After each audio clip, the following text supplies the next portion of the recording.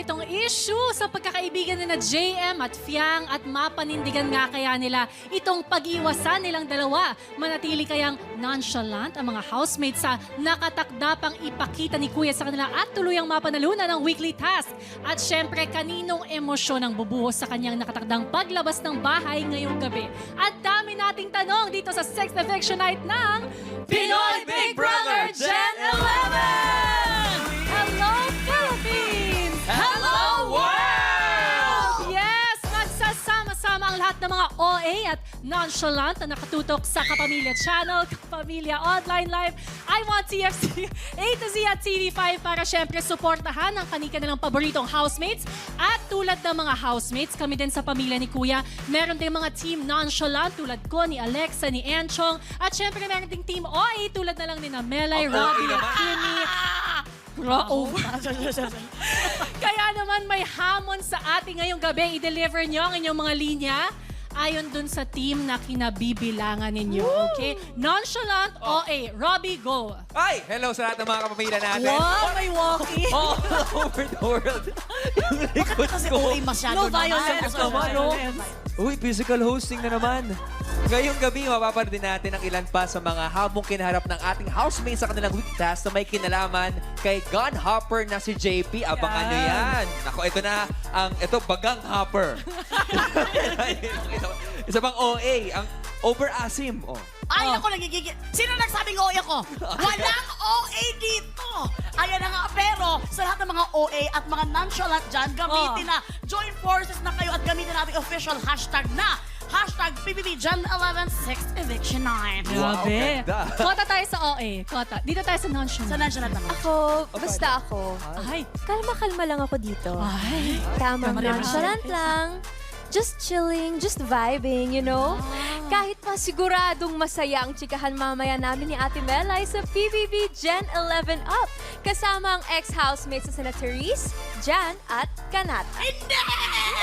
Wala pa. Pero ngayon naman, silipin muna natin ang kasalukuyang lagay ng inyong mga boto as of 7:30 p.m. Panoorin natin to. Mga maya-maya, narito na ang update sa nagaganap na botohan as of 7:30 p.m. Ito ay hatid sa inyo ng Maya, the exclusive voting partner of PBB Gen 11. Ang tindi ng botohan natin, no? Grabe ang botohan na nangyayari ngayong gabi. Pero syempre, ang galing ni Alexa, nonchalant pero maganda pa rin. Tulad na lang ni Ate B, buti na lang ang bait-bait mo. Ay! Ganda ang gusto ko! Ayoko na mabait. Kayo naman, Team Bahay, Team Online, huwag nang maging nonchalant at ituloy nyo lang yung pagiging OA sa pagsuporta. Guys, gusto nyo bang tumawa? Pampawala ng kaba o tensyon.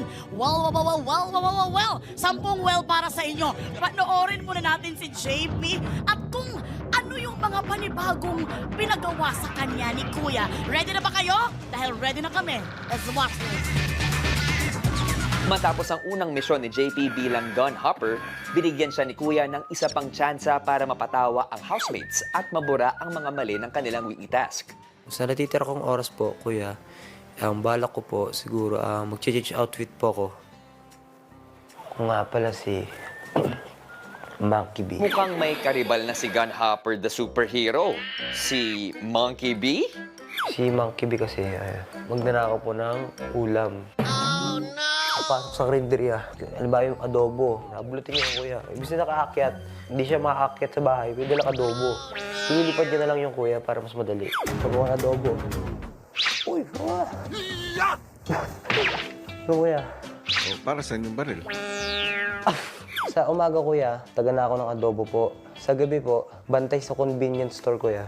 Anong pangalan niya pagka security guard siya? Security. Security B. Security sa gabi. Monkey sa umaga, taga na ako ng adobo. Bagong water gano'n. Like hanggang ngayon, Bigay ni kuya. bubuyog na. Oh my God. Iba-iba. Aba, ayos ah. Kain tayo, JP. Tara. Naku, itago nyo na ang ulam nyo. Baka hablutin ni Monkey B. Kalabanin sa sarili. Oh, mateka! Ito ba? Pigilan mo! Huwag siri! Huwag! Kasabog ang mukhanan. Huwag si Piang! Mga poor ibig tayo dito. Aba! Huwag yan! No. Huwag yan. Bakit wag? Bakit wag? Bakit hindi mo sasaktan yan? Nablangko po, kuya.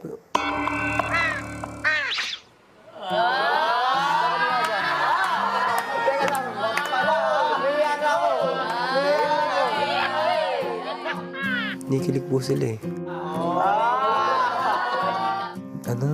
Nahiya ko eh. Nahiya po ako. Huli ka! Wala kasi sabi. Nahiya na ako. Mukhang nahuli na ang kahinaan ni Monkey B. Testingin nga natin.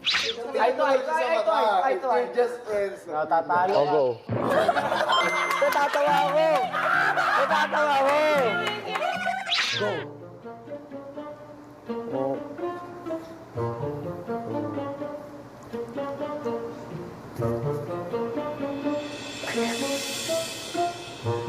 Okay, level 1 pass. Level 1 pass. Go.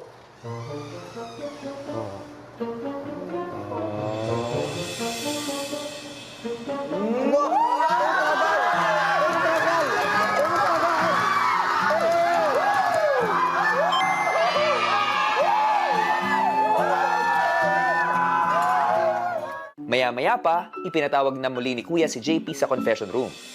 JP, Kuya, may dalawang tao na nandyan. Gusto mo bang malaman kung sino sila? opo kuya. Pero bago mangyari yon, ang task mo, JP, Opo kuya. kikwentuhan mo sila tungkol sa dalawang tao na nandyan. Okay po kuya. Oh, alam ko na to kuya.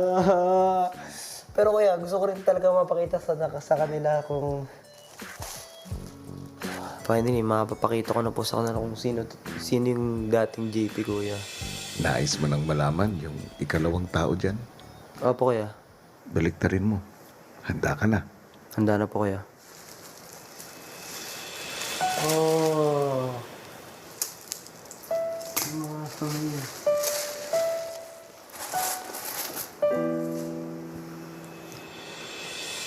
JP, Kuya. sino yung katabi mo? Yung katabi ko po kaya, mami ko po. Gusto kong marinig ang kwento ng nanay mo kasabay ng mga housemates. Opo kuya. Handa ka? Handa na po kuya. Ano kaya ang maibabahaging kwento ni JP sa housemates?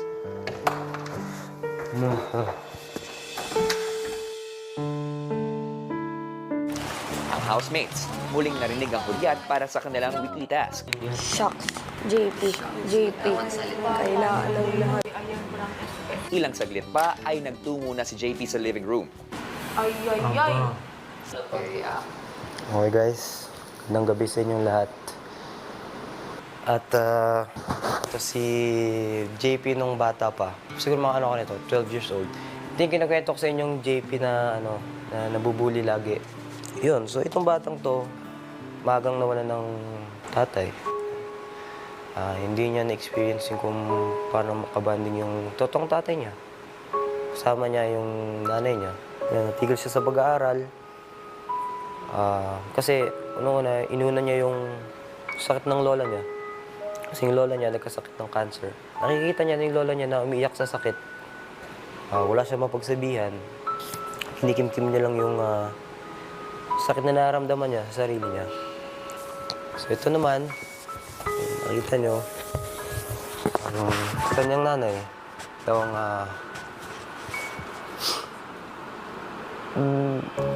sorry. Ito yung nanay ko na ito na lang meron ako ngayon eh. Simula nung nawala yung tatay ko. Sorry guys Bago mamatay yung tatay ko, lagi niya sinasabi sa akin, pag nung buhay pa daddy ko sinasabi niya lagi na, ingatan mo nanay mo, kayo na lang dalawa, wala ako sa tabi niyo. Nadala lang po ako sa kwento ng buhay ni JP. Napaka mapagmahal na bata ho. Ginagawa niya talaga lahat para sa akin. Wala ako dito. Siguro kung Hindi dahil sa kanya. Siya nang sumusuporta sa akin eh. Kaya natitirang pera niya eh. Kaysa yung sarili niya, bibigyan niya pa sa akin. Para may maayos akong damit, ganyan. Sana,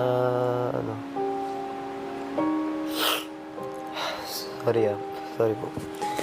To my dearest JP anak, gusto ko lang ipaalala sa iyo kung gaano ka kahalaga sa akin at kung gaano ako kaswerte na ikaw ang anak ko. Noong nawala ang daddy mo, ikaw ang naging lakas ko, anak. At sana alam mo na ikaw din ang dahilan kung bakit patuloy akong lumalaban sa hamon ng buhay. Nakita mo sa akin na kahit gaano kahirap ng buhay, hindi tayo sumuko. Alam kong masaya ang daddy mo at ang lola mo kung saan man sila ngayon. Lagi nilang ipinagmamalaki kung gaano kakabait na bata. Mahal na mahal kita, anak. Lagi mong tatandaan na nandito palagi ang mami para sa'yo at susuportahan kita kahit anong mangyari. Love you always, Mami. Nonchalant!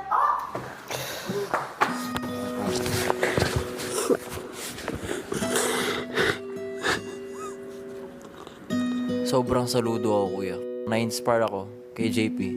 Kasi I love people na hindi sumusuko. Salamat.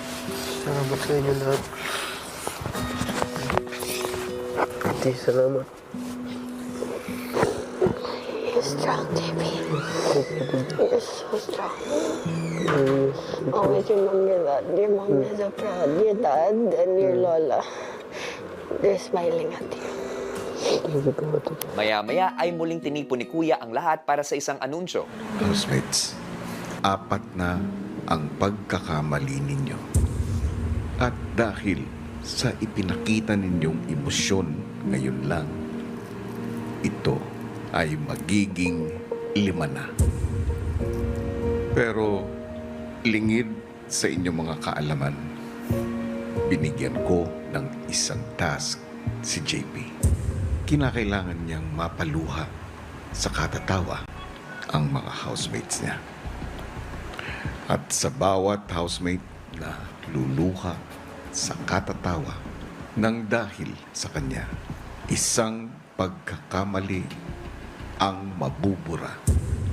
Ang mga housemates na ito ay sina Gwen, JM, at Dylan. Sa makatuwid, 3 pagkakamali ang mabubura mula sa inyong weekly task. Nangangahulugan, sa puntong ito, mayroon lamang kayong 2 pagkakamali. JP, binabati kita. Salamat po kaya. Naging matagumpay ka sa iyong task. Thank you. Welcome guys. Love you all. Salamat. Ang ilang housemates lubhang apektado pa rin sa mga ibinahagi ni JP. I really understand JP's pain about around the same age. My lola, she had cancer also. Same. And then that's where I realized also like life is crazy talaga. Boom, boom, boom, boom. Realizations.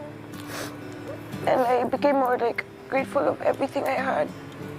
Sumunod namang dinamayan ni Jazz ang emosyonal ding si Fiang. Kaya tayong dalawa. Sa ulan. Kuya, kasi parang may similarities po yung naging buhay po ni JP sa buhay ko din, kuya. Pareho kaming dumaan po sa sobrang hirap ng buhay. Pareho kaming laking probinsyana ni JP and pareho po namin naranasan mag-ulam ng asin. Grabe ang sakit. Doon ako ng breakdown nung about sa tatay din kasi yung line ng nanay niya na parang tayo na lang dalawa. I understand his pain in terms of not having a father. Parang it brought me also to a place nung nag-graduate ako, kuya. Wala na yung dad ko. Tapos titingnan ko si JP, parang sobrang saya niya lang as a person, pero ang bigat ng pinagdaanan niya. Pag mga gantong tas, namiss ko nanay niya. Hinahan ko talaga yung mga nanay. At pa kasi may nanay. Very ano kami ng buhay, similar. And ginagawa po namin to, lalo ako kuya, for my mommy. Para kaming best friends lang po ng mami ko po. Para ko siya po yung number one. Every time na parang hinang-hina na ako sa buhay ko, ganun. Every time na depressing moments, kailangan ko ng yakap. Siyempre, kuya, yung nanay ko yung laging nandyan, nagsasalba ho sa akin. Sobrang love na love ko yan, kuya. Parang I can take any bullet for me, mom. May sinasabi ka kanina. Parang kamukha ko yung mama ni Fiang. Alam mo, napakahirap nga namang maging nonchalant. Lalong-lalo na kapag puso na yung pininteriya. Tingnan mo si JP na happy pill nila sa loob ng bahay ni Kuya, di ba? That's very true. Naging source din ng mapusong emosyon ng housemates. Pero, ito namang happy pill namin sa pamilya ni Kuya, hinahamon ko magpakita ng pangmalakasang sayaw ala JP. Kaya mo ba yun? Ano ko ba na practice ko na kanina pag ganun-ganun yun tapos may pag ganun pa yun? O, tingnan na. Aray, Di ba parang nanununtok yung stepping niya? Pwede. And speaking of the weekly task na may kinalaman po sa pagiging OA and nonchalant, nais po sana naming paalalahanan ng ilang netizens na tila OA na po sa pagbigay ng mga hurtful, offensive, and even life-threatening comments online sa ating housemates. Gusto po sana naming i-remind ng lahat to be mindful of your comments on social media and that there are so many ways to show your support for your favorite housemate na hindi po kailangan humantong sa pagbabato ng mga negatibo o nakakasakit na mga salita. Tandaan nyo, these are real people with real lives. Yes. Sila po ay totoong tao na may totoong damdamin po. Correct. And when you say that, Robbie, you're so cutesy. Salamat. Because that's very... Pero pagdating sa ganyan mga kuan, sa mga pangbabash na yan, hindi tayo dapat maging OA. Because that is not cool, That's di ba? Samantala, eto, hindi sa pagiging OA ha, kasi talagang tila nagiging seryoso na ang issue sa pag-iwas ni JM kay Fiang. Oh, makimarites na naman tayo, guys. Let's watch this. Habang nanananghalian ng housemates, ang madalas na magkatabing sina JM at Fiang magkalayo ngayon. Matapos ang tanghalian,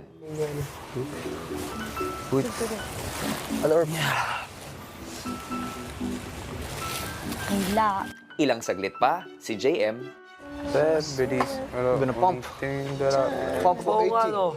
Nakaka-bad trip tong araw na to. Bakit? Ito na yung pinaka-nakaka-bad trip na buong araw ko dito. maya-maya pa si Fiang, tila hindi na rin mapakali sa pag-iwas ng kanyang kaibigan. Hindi kayo naghihiwalay.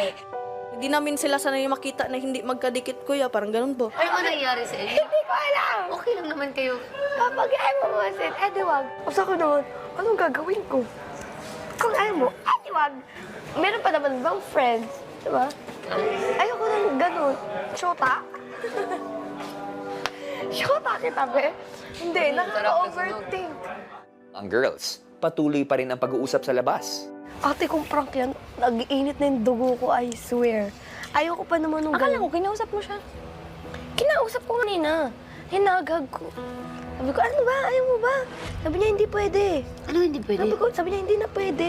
Ano meron? Ako naman, hindi kasi talaga ako mapilit na tao. Kung ayaw mo, hindi wag. I feel sorry for myself pag namimilit ako. Pero nag-iinit yung dugo ko, ha? Feeling mo you're begging for their... Yeah, for their attention. Ayoko na ganun.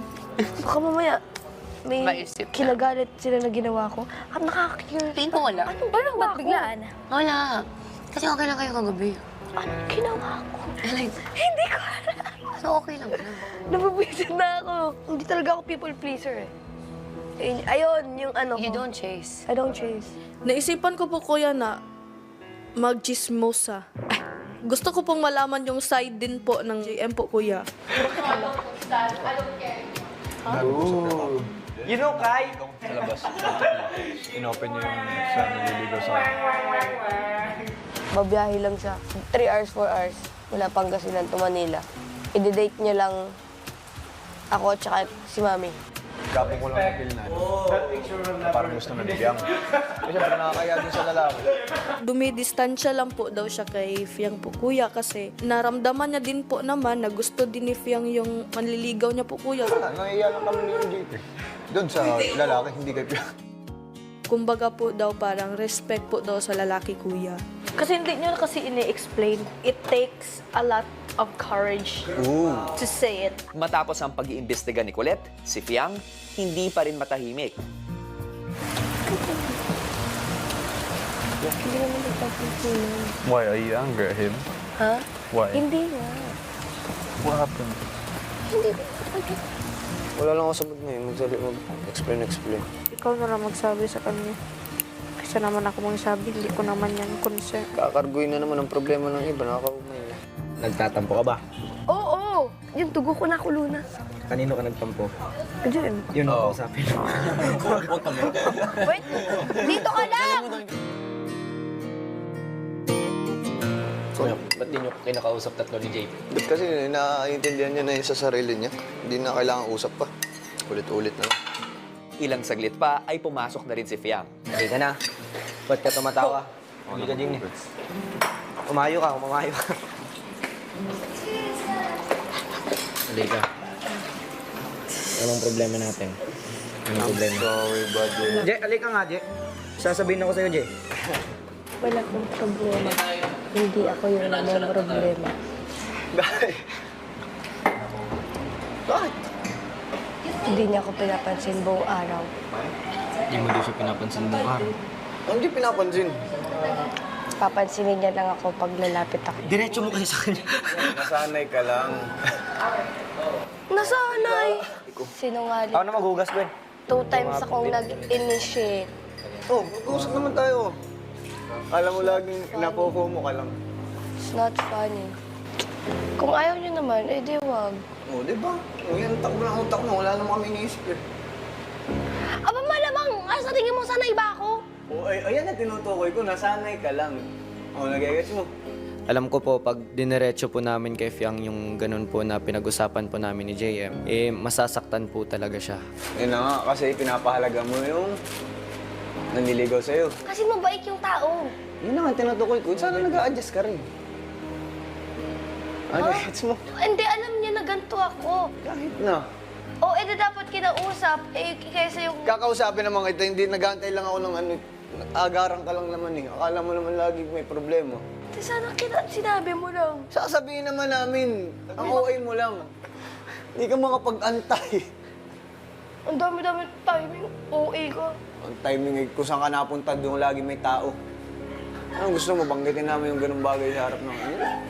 Nagigets mo na ngayon. Nagigets ko nga. Para naman sa amin, kaibigan. Dito ka, Jack. Ayaw lang namin na iba pagtingin sa'yo ng ibang tao sa labas. Kaya alam naman ng karamihan na meron ka ding nangliligaw sa'yo. Ayaw lang din namin na madungisan yung pangalan mo. Nakakadungis, baby. Hindi naman. Pero yung ibang tao, hindi basta lang nanliligaw sa'yo. Anong kakwentuhan mo si Colette dun, hindi ako nagsasalita. Kaya pansin mo, nakikinig nga ako nun. Alata naman gusto mo pala yung lalaki. Di ba? Bakit may mali siya ba yung ginagawa ko? Di, wala naman. Sa amin, Sa wala. atin, magkakaibigan tayo. Pero mata sa ng iba, yun ang natin iniisip namin. Bukod sa concern kami doon sa lalaki sa labas, kuya, concern din ho kami kay Fiang. Nakilala po namin si Fiang na mabait po na pagkatao po, kuya. Ang sa akin lang, kahit sa labas kasi, ganun ako. Anong gusto mo? Sa labas, nasa loob tayo ng bahay ni Kuya. Okay, gets ko naman. Nahihirapan ka pa mag-adjust. Oo, malamang. Di ba? Nasanay ka nga eh. Oh, nalinawan ka na. Ayos na. Ang tagal ko naman na nasa utak ko yan eh. Ang ano nyo lang, binibigay nyo lang. Never mind. Sana kinausap ko po muna siya bago po ako umiwas or nag-adjust. Naging iba po yung dating sa kanya. No, nahiya din ho kasi akong kausapin siya.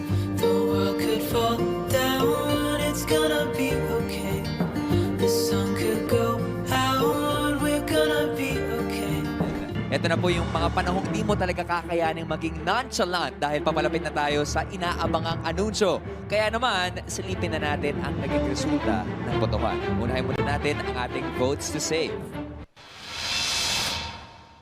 Housemates A, B, C, kitang-kita po natin ang layo po ng boto ni Housemate C with 46.32% of your votes. At narito naman ang tally ng votes to evict. Kitang-kita nyo at kitang-kita ko ang ating housemate B na meron siyang negative 4.79%. At ngayon, pagsamahin na natin ang kabuoang votes to save at votes to evict. Ayan na nga. Ang OA po ng mga boto na kita po natin sa ating mga screens. Kitang-kita po natin ang una si Housemate C with 42.32%. Sumunod si Housemate B with 32.59%. At ang lalabas ngayong gabi ay si Housemate A with 5.29% of your votes. OMG! Sino kaya si housemate A? Alamin na natin kung sino ang nagmamayari ng mga botong yan. Oras na para kausapin ni Ate B ang mga nominado. Ate B?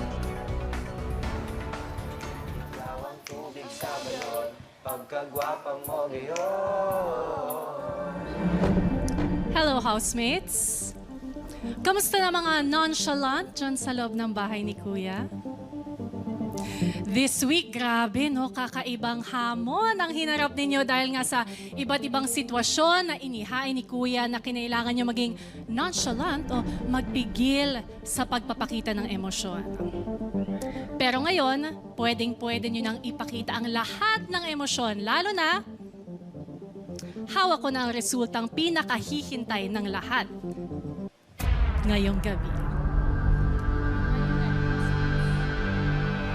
Fiang, Gwen at Jolie at Colette, sino-sino kaya ang magpapaka-OA sa saya dahil mananatili pa sila ng isa pang linggo? At mapigilan kaya ng isa sa inyo ang kanyang emosyon oras na malaman niyang lalabas na siya ng bahay ngayong gabi? Housemates, uunahin ko ang positibong balita. Ilabas mo na ang itinatago mong emosyon dahil ikaw ay ligtas ngayong gabi.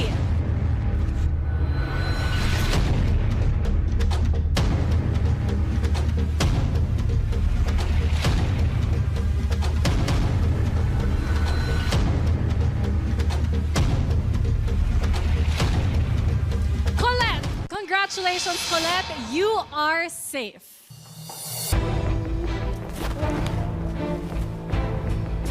Ibig sabihin, Fiang at Gwen at Jolie, kayo ang pupunta sa game room dahil nanganganib kayong mapalabas ng bahay ni Kuya. Kaya naman, magpaalam na kayo sa inyong mga kasama dahil isa na lang sa inyo ang makakabalik mamaya.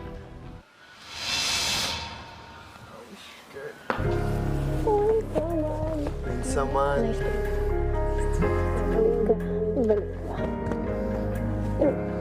I love you, Fiang. My Sophia Smith. Hey! Nice to meet you. I love you, Johnny. I can't do this. Kita tayo. Hey! Mommy, the brave one. We have lots to talk about, Fa. Sasapakin kita. Ayusin mo yan.